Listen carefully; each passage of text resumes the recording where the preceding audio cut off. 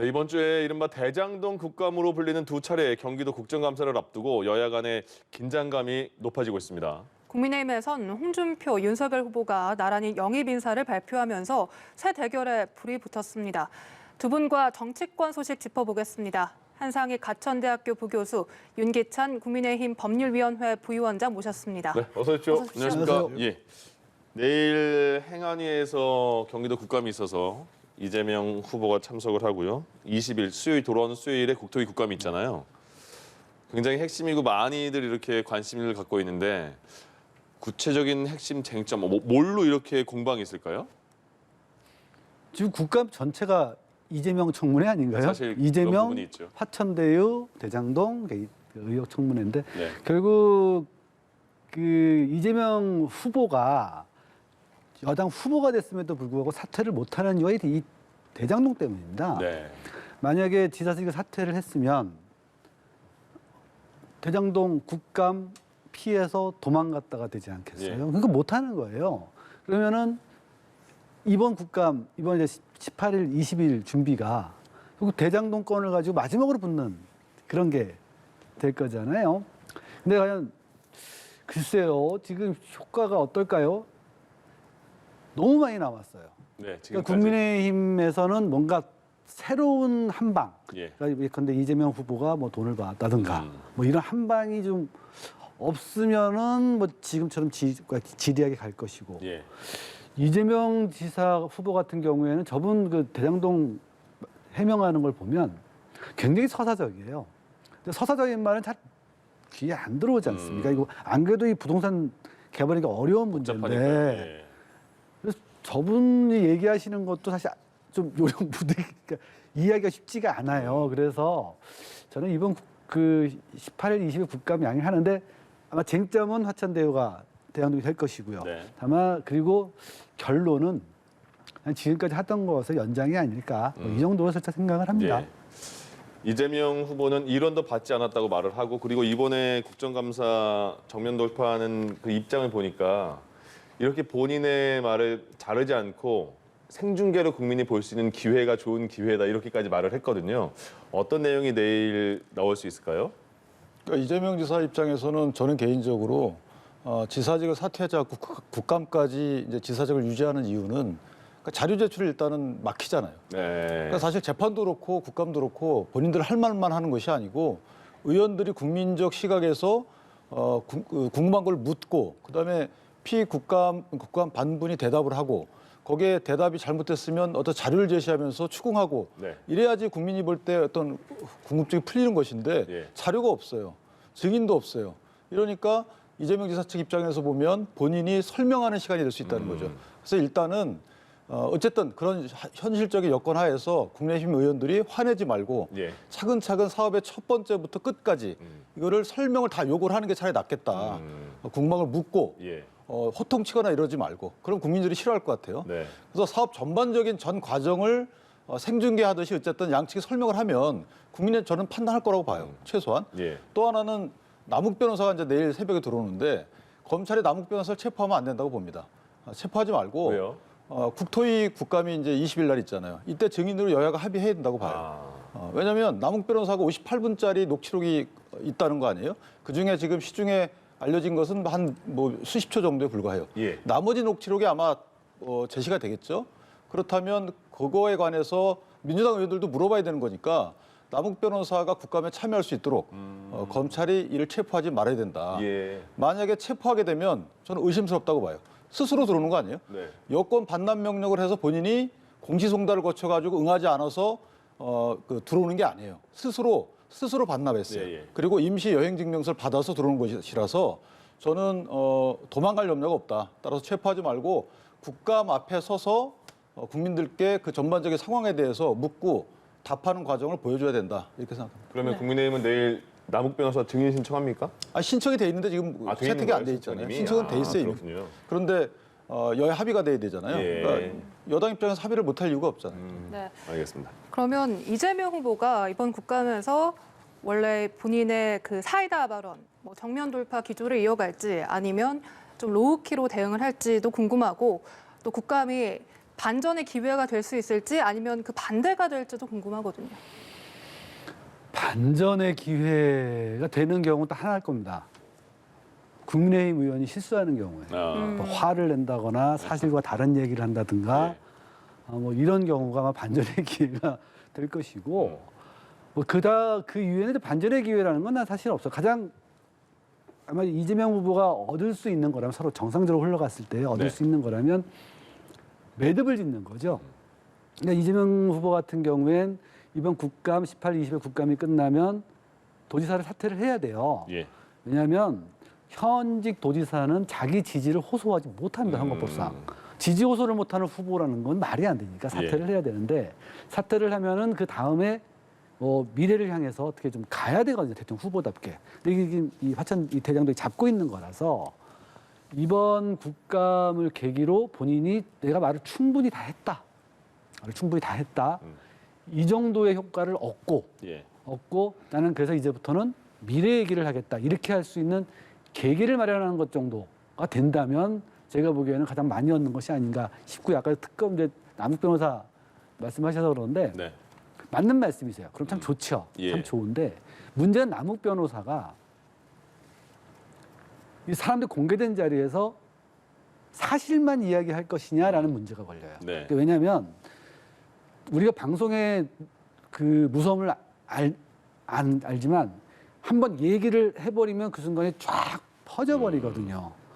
그러면 이분은 이미 수사를 받으러 들어온 분이라서 예. 증언감정법 정도에 두려워하실까요? 아니면 아. 자기 입장에서만 얘기를 할 가능성이 있어요. 네. 그럼 그것이 어느 쪽으로 튈지를 모르기 때문에 사실은 이런 분을 국감장에 그냥 끌어내는 것, 어떤 피의자를 이건 사실 되게 주의해야 할 필요가 좀 있습니다.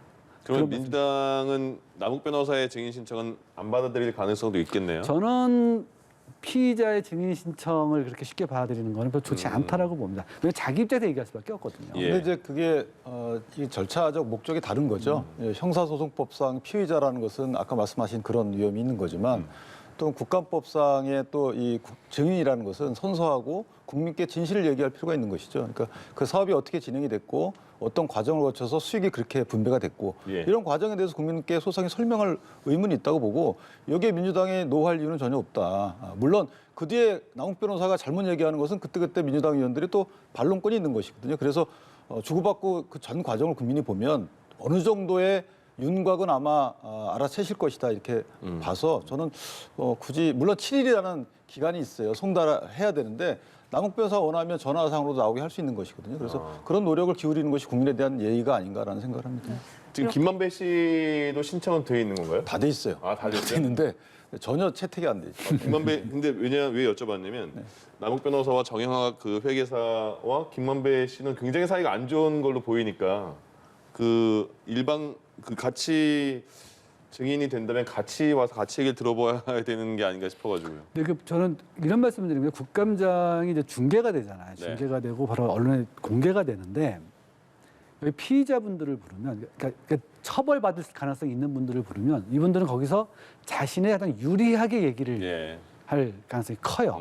이렇게 됐을 때 그분들은 잘 알지만 사실 의원들은 준비된 자료가 그분이 자료를 제출한 게 아니니까 예. 그 바로바로 반박하기가 굉장히 어려워요. 이게 그러면 언론을 통해서 기정사실화되는 경우도 왕왕 있으면서 가급적 그 해외에서도 청문회를 봤을 때 제3자를 불러내는 잘 아는 제3자를 불러내는 경우는 많아도 직접적으로 수사의 대상이 되는 사람을 불러내는 경우는 아주 극히 제한적이에요. 예. 근데 이제 이거는 필요하다고 봐요. 그러니까 남욱 변호사가 안 나올 가능성이 크죠. 예. 본인이 이제 본인의 형사 사건의 처벌의 위험이 있기 때문에 진술 거부할 수 있고 증언 거부할 수 있어요.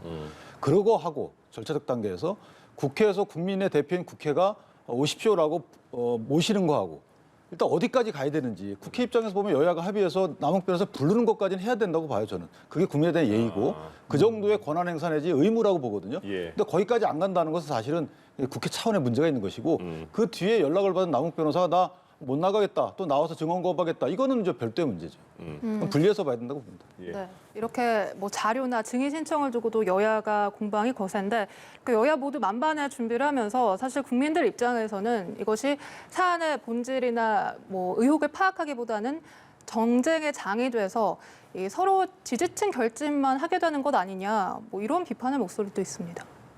어떻게 전망하십니까? 정치라는 것은 기본적으로 정쟁을 통해서 자기의 지지층을 결집하는 게 정치입니다. 네.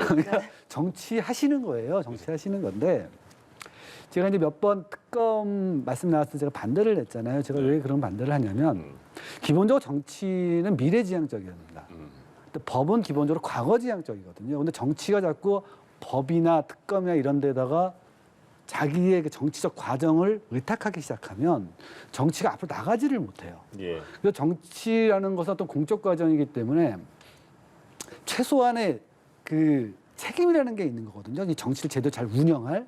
근데 그냥 이게 정치가 무슨 우리가 쇼가 아니잖아요. 쇼처럼 막 정쟁을 막 벌인다든가 이상한 말로 네. 또는 모든 걸 이렇게 법원으로 가져가서 할 거. 그럼 정치가 무슨 공적인 의미가 있는 자리가 되겠어요. 그렇게 되기 때문에 우리나라 정치가 좀 그렇기 때문에 이게 저질 정치가 되고 있는 거거든요. 저는 그래서 그런 의미에서 우리나라 정치인들 뭐 어쩔 수는 지금 없는 상황이긴 하지만 좀 정치의 본령이라는 것, 좀 미래를 얘기하고 미래를 가지고 경쟁하고 이런 쪽으로 가려면 좀 지금 서로 참아야 돼요. 뭐 특검 부분부터 시작해서 이런 좀 그런데 좀 안타깝긴 합니다. 앞으로 근데 말씀하신 대로 계속 정쟁을 통해서 결집할 수밖에 없는 그런 상황이 돼 있어요. 예. 이게 좀 문제라고. 근데 봅니다. 이번 거는 좀 전 다를 거라고 봐요. 왜냐하면 이게 경선, 민주당의 경선 중에 이런 국감 자리가 있었다 그러면 이재명 지사께서 상식에 반하는 답변도 할 수 있는데 저는 개인적으로 이제 본선을 대비해야 되는 상황이라서 네. 본선은 이번 선거는 양측 진영이 다 결집하는 선거라고 다들 예측을 한단 말입니다. 그러면 부동층 내지 가장 상식적인 분들, 부동층, 그러니까 어느 진영에 휩쓸리지 않고 누구 말이 맞는지를 눈여겨보시는 분들을 대상으로 해서 답변을 할 거라고 봐요. 예. 그러면 고성이 오가거나 이런 게 아니고 차분히 설명하는 이런 국감이 되지 않을까라는 생각을 하고 그렇다면 기존에 이재명 지사께서 많이 회피했던 부분들 본인이 민간에게 너무 많은 이익이 가지 않도록 이걸 설계했다고 했잖아요. 그리고 그런 문서까지 있고 그다음에 민영 개발을 반대한 이유도 그거였단 말이에요. 그러면 정책 목적은 뚜렷해요. 이것이 뭐 토지 개발 공공의 이익을 위해서 한 건 아니잖아요. 그렇다면 민간으로 많이 이익이 쓸리지 않도록 본인이 정책 목표를 세웠어요. 예. 그럼 그것을 어떻게 관리 감독했는데 이렇게 됐는지 이런 과정에 대해서 어디가 도대체 잘못됐길래 이렇게 갔는지 이거는 반드시 본인이 설명해야죠. 거기에 관리 감독권이 있잖아요. 예. 거기에 대한 설명의 합리성 여부에 따라서 국민이 이재명 지사의 말을 믿는지 아니면 국민의힘의 공세를 믿을지 저는 결정된다고 봅니다. 그러니까 그 국민의힘 박수영 의원은 50억 클럽 명단도 공개를 했잖아요. 그래서 이번에 사보임 되면서 행안위 내일 거기서 질문을 할 것 같은데 그리고 민주당에서는 고발사주 TF 꾸렸고 대장동 의혹 대응 TF도 꾸렸고요. 뭐 국민의힘도 마찬가지로 그 조직을 꾸렸는데 또 하나 이런 게 있습니다. 이재명 후보, 윤석열 후보, 이재명 후보가 이제 부산저축은행 얘기를 했어요. 10년 전에 부산저축은행 불법 대출 사건이 있었는데 당시에 윤석열 검사가 그 수사했는데 왜 대장동 그 관련된 건 뺐냐 사건에서. 그러니까 국민의힘에서는 코미디 같은 소리 하지 마라 이렇게 말했거든요. 이 부분은 어떻게 이어질까요? 그러니까 지금 사실은 이재명 후보한테 하는 의혹이 뭐 돈을 받았다 같은 건 없어요. 네네. 다만 당시 성남시장이나 돈 먹었지 않을까라는 걸 가지고 지금 이제 붙은 거예요. 예. 그러니까 의혹만 있는 거죠. 이 부산저축은행 사건에서 보면은 대장동 TF가 1,100억 원 정도를 불법 대출을 잘 안 해요. 네. 근데 그거를 당시 이거를 수사했던 윤석열 검사께서 이분들도 쏙 빼요. 예. 기소하는데. 그리고 이 중간에서 그 뇌물을 먹었다라고 하는 분이 나오는데 이분을 김만배 기자가 박영수 변호사를 소개시켜 또 그분을 또 변호를 해요. 그래서 네. 박영수 변호사와 윤석열 검사가 김만배랑 이어졌다 이렇게. 무슨 일이 있었는지 예. 모르죠. 이렇게 된단 말이에요. 그러니까 이것도 사실은 윤석열 당시 검사가 뭘 먹고 기소를 안 했는지 예. 아무도 모릅니다. 그러니까 이제 전 이런 식으로 서로 간에 성남시장이니까 너 그때 문제 뭐 있었지. 너 그때 수사했으니까 뭐 있었지. 이런 식의 논쟁이 이게 한국의 미래를 결정하는 대선에 무슨 유의미하냐는 거예요. 그러니까 예. 서로 근데 한쪽에서 이걸 제기를 하기 시작하면 반쪽은 반드시 또 제기를 하면서 서로 못났지 싸움을 하게 되겠죠. 너도 이런 거 있잖아, 이런 예, 이렇게 거죠. 돼요. 그래서 이런 거를 좀 안 했으면 좋겠는데 뭐 이미 나왔으니 어쩌겠어. 이건 코미디 같은 얘기라고 할 게 아니라 예. 지금 이재명 후보한테 당신 서울 성남시장한테 안 먹었다는 증거를 내 하고 얘기하는 것처럼 예. 그러니까 이재명 후보가 계속 설명하지 않습니까? 똑같이 그럼 윤석열 후보도 설명해야 돼요. 코미디에서 소리다라고 할 게 아니라 내가 그때 어떤 이유 때문에 이거를 기소를 안 했다. 이렇게 설명을 해야 돼요. 예. 그런 식으로 좀 흘러갈 수밖에 없는 상황인 것 같아요.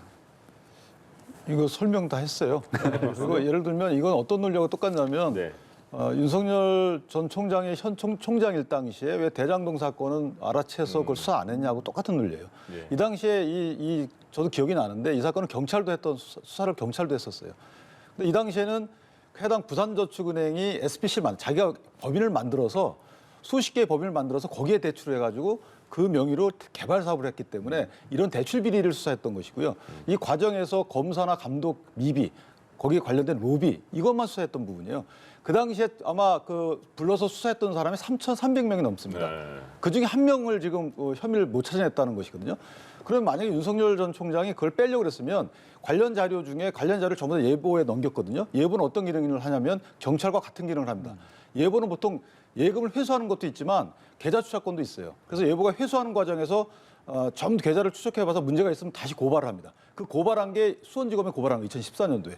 거기에는 다 그 관련 자료가 있던 거예요. 따라서 이거를 수사 목적과 범위가 한정된 수사에서 그 속의 목적을 달성했던 것이지 여기서 일부를 뭐 봐줬다 이거는 정말 아직까지는 억측인 것이고요. 예. 그렇다면 예보에 넘길 때 관련 자료를 뺐어야 돼요. 그래서 이 부분은 그야말로 뭐 코미디라고 말하면 좀 기분 나쁘겠지만 아직까지는 정말 근거 없는 억측이다. 예. 이렇게 생각합니다. 대장동은 여기까지 하겠습니다. 예. 국민의힘 경선 상황도 살펴보겠습니다. 최재형 전 원장 어느 캠프에 합류할지 많은 관심사였는데 홍준표 캠프에 합류를 했습니다. 윤석열 캠프에서도 러브콜을 보낸 것으로 알고 있는데 이렇게 합류한 배경 뭐라고 봐야 될까요? 저는 어쨌든 그 경선 주자로 뛰었던 분이 이렇게 어딘가에 참여하는 건 전 좋다고 봅니다. 예를 들면 나 정치 안 해라고 해서 이탈하는 것보다는 네. 남아 있으면서 정치를 하겠다라고 해서 어느 캠프에 들어가는 건 좋다고 봐요. 이거는 이제 본선 대비해 볼 때는 플러스라고 보고요. 예. 다만 이걸 이제 내부적으로 분석을 해보면 개인적으로 최재형 원장 입장에서 보면 정치를 하겠다고 한 입장이에요. 그렇다면 어느 분이 당선 가능성이 있는지를 먼저 판단했겠죠. 본인 입장에서. 그거 하나 하고 또 하나는 본인이 가서 역할을 많이 할 수 있는데 다시 말하면 보완제로서 역할을 할 수 있는 데를 선택을 했을 거고요. 네. 마지막으로 본인이 정치를 계속 하겠다고 했기 때문에 뭐 본인이 선택한 후보가 떨어졌을 경우에 그럴 경우에 그래도 당내 입지에 본인한테 도움을 줄 뿐. 예를 들면 윤석열 총장의 경우에는 아직 원내가 아니에요. 이분이 정치를 계속 할지 안 할지도 모른단 말이에요. 만약에 네. 떨어지게 되면. 그에 반해서 홍준표 의원은 현역 의원이에요. 그래서 아마 그런 여러 가지 요소들이 복합적으로 작용했지 않았을까라고 생각합니다. 그럼 주호영 의원은 대구에 우선 주호영 의원은 네. 윤석열 캠프로 갔잖아요. 그럼 최재형 전 감사원장과는 완전히 다른 생각을 했나 보네요. 그러니까 우리 윤 부위원장님께서는 이제 개인 입장에서도 네. 잘 설명해 주셨는데 저는 경선이라는 걸 봐야 한다고 생각을 해요. 사실 주호영 위원하고 최재형 전 감사원장 예. 이 사람들을 왜 끌어들였을까 하면은 이번 국민의힘 경선이 마지막에 5대5예요. 네. 당원 5대, 여론과 그러니까 당원, 5대와 5대5거든요. 그러면 지금 이 일반층에서는 그렇게까지 큰 차이가 나지 않아요. 승부는 당원층에서 날 거란 말입니다. 그럼 최재형 감사원장 같은 경우는 경남이잖아요. 경남의 당원들에게 어느 정도 영향을 끼칠 수 있으리라고 예상할 수가 있어요. 자, 주호영 의원 같은 경우에는 사실 부동산 투기 3법 문제 때문에 별로 중간층 일반인들한테 별로 그렇게 인식이 안 좋아요. 저분이 자기가 법을 만들어서 부동산 투기를 많이 했잖아요. 예. 근데도 데려왔다는 건 TK 쪽의 당원들 이 사람들한테 도장을 찍고 싶은 겁니다.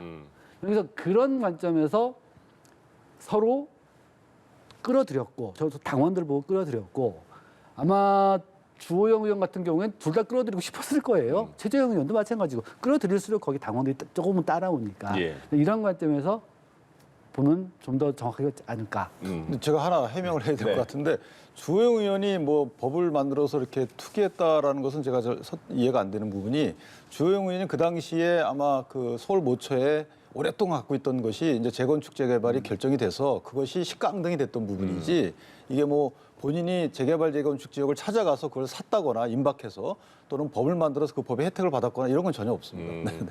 알겠습니다. 예.